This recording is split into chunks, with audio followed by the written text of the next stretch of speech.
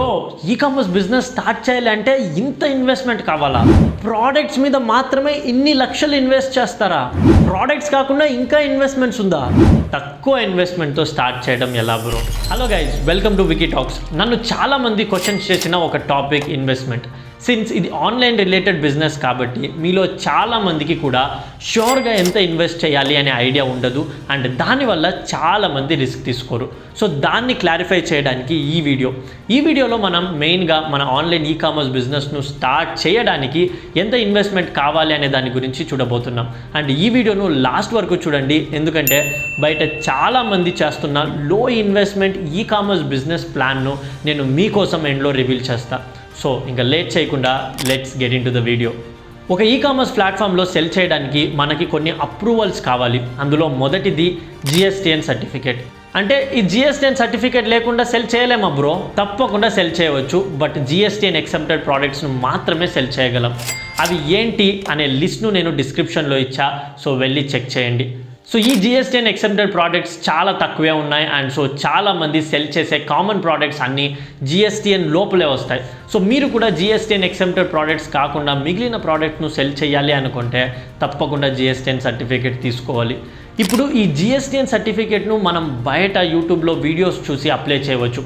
It's not a big deal, but for a safer side మనకు అంత ఓపిక లేదు, నాలెడ్జ్ లేదు అనేవాళ్ళు ఆడిటర్ను కాంటాక్ట్ చేయండి. It's one time investment. ఒక్కసారి మీకు ఈ సర్టిఫికేట్ వచ్చిందంటే మళ్ళీ మీరు దీని మీద ఇన్వెస్ట్ చేయాల్సిన అవసరం లేదు. బయట ఈ సర్టిఫికేట్ తీసివ్వడానికి 500 to 3000 రూపీస్ వరకు ఛార్జ్ చేస్తున్నారు. సో ఒకవేళ మీరు సెల్ చేయబోయే ప్రోడక్ట్ GSTN ఎక్సెప్టెడ్ ప్రోడక్ట్ కాకపోతే GSTN సర్టిఫికేటే మీ యొక్క మొదటి ఇన్వెస్ట్మెంట్. సరే బ్రో, ఇప్పుడు GSTN సర్టిఫికేట్ తీసేసా, అంతే కదా, ఇంకా స్టార్ట్ చేయొచ్చు కదా. Hold on. సో మీ ప్రోడక్ట్ను లిస్ట్ చేయడానికి, మీ అకౌంట్ను ఈజీగా హ్యాండిల్ చేయడానికి ల్యాప్టాప్ లేదా పర్సనల్ కంప్యూటర్ అంటే PC ఉందా?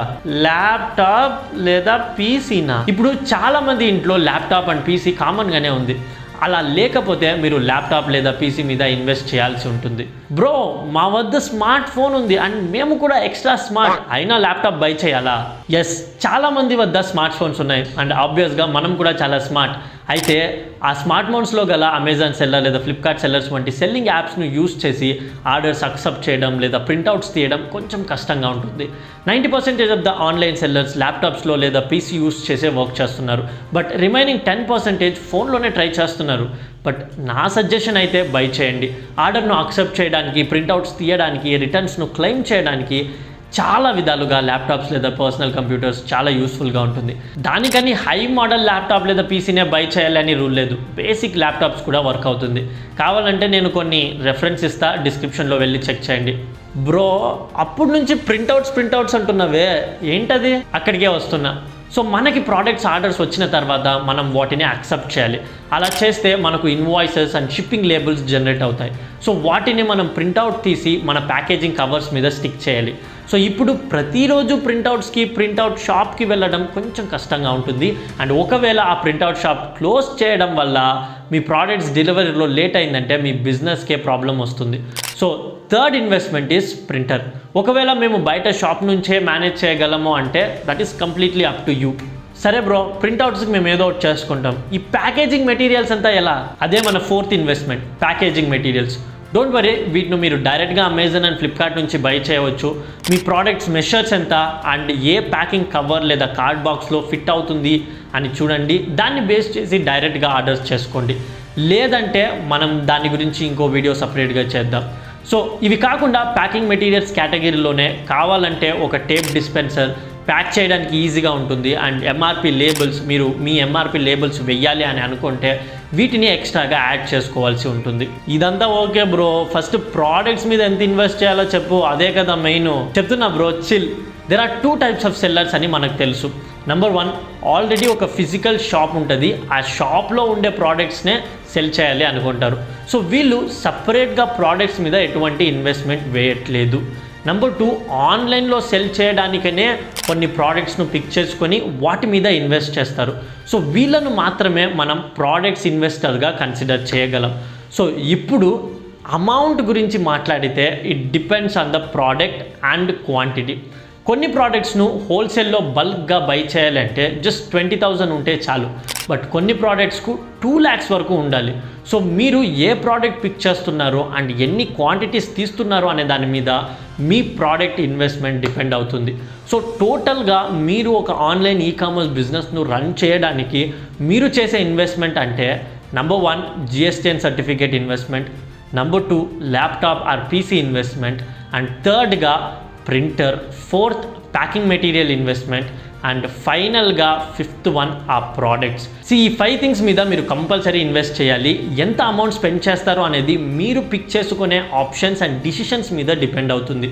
సో ఇప్పుడు ఫైనల్గా కొంతమంది యూస్ చేస్తున్న ఒక money saving online ecommerce business ప్లాన్ను నేను మీకోసం రివీల్ చేస్తాను. అండ్ నేను ముందే చెప్తున్నా, ఇది అందరికీ వర్కౌట్ అవ్వదు. మీ స్కిల్స్ అండ్ కాంటాక్ట్స్ను బేస్ చేసి ఈ లో ఇన్వెస్ట్మెంట్ బిజినెస్ ప్లాన్ను ట్రై చేసి చూడవచ్చు. సో అదేంటంటే నేను చెప్పిన 5 థింగ్స్లో ఫస్ట్ 4 థింగ్స్ కంపల్సరీ మీరు బై చెయ్యాలి.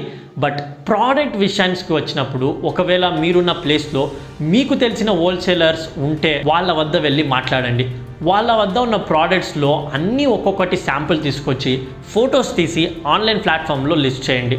వన్స్ ఆర్డర్స్ వచ్చిన తర్వాత వెళ్ళి వాళ్ళ వద్ద బై చేసి ప్యాక్ చేసి సెండ్ చేయండి. సో దీనివల్ల మీరు ఇనీషియల్ ఇన్వెస్ట్మెంట్ వేయాల్సిన అవసరం ఉండదు. బట్ ఈ మోడల్కి చాలా డిసడ్వాంటేజెస్ కూడా ఉన్నాయి. అంటే ప్రాఫిట్ మార్జిన్స్ తగ్గుతుంది. ఒకవేళ ఆ సప్లయర్స్ వద్ద స్టాక్ అయిపోతే మీ షాప్కే డేంజర్ ఉంటుంది. రిటర్న్స్ను మీరు మళ్ళీ సెల్ చేయలేరు. సో ఇటువంటివి. సో దాన్ని పక్కన పెడితే ఇనీషియల్ ఇన్వెస్ట్మెంట్తో స్ట్రగుల్ అయ్యి ఇనీషియల్ ఇన్వెస్ట్మెంట్ లేకుండా బిజినెస్ స్టార్ట్ చేయడానికి థింక్ చేస్తున్న వాళ్ళకు మాత్రం ఈ బిజినెస్ ప్లాన్ ఒక జీనియస్ అండ్ ప్రాపర్గా వర్క్ అయ్యే ఒక బిజినెస్ మోడల్ అని చెప్పాలి.